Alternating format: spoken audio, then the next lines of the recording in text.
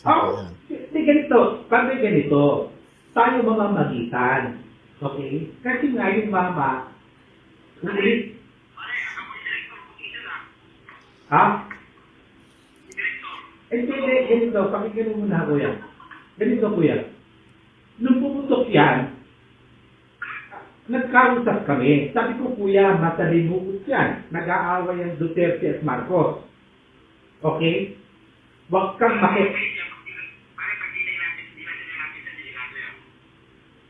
kaya nga ganito, padre.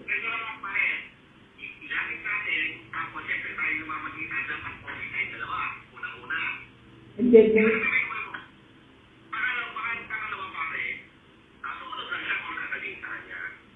yung kuya, padre, no? Naiintindihan ko yun. Kaya uulitin ko, padre, yung mama, hindi niya ginusto ang sitwasyon niya. Hindi niya ginusto, padre. Never.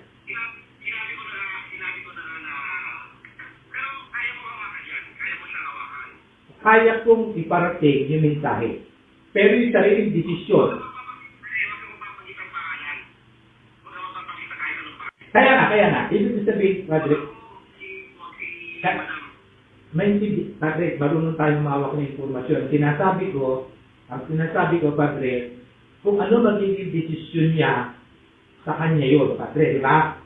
Kahit kabubuti niya yun. Eh, siyempre ako, itutuloy ko. Hindi ko papanggitin kung sino yung gustong may mga pangalan na sinasabi mo. Wala akong papanggitin. Ang sinasabi ko, yung solusyon, remedyo, or what, siya magdidesisyon sa sarili niya. Padre, di ba?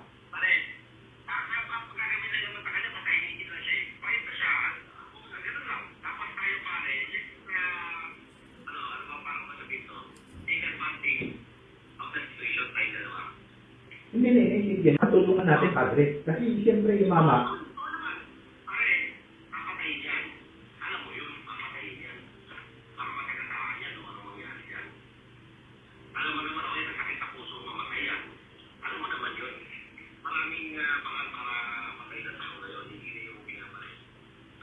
sige, padre. Ganun na muna.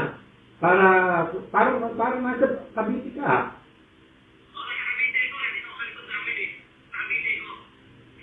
Padre, ano lang, keep in touch, ha? Keep in touch.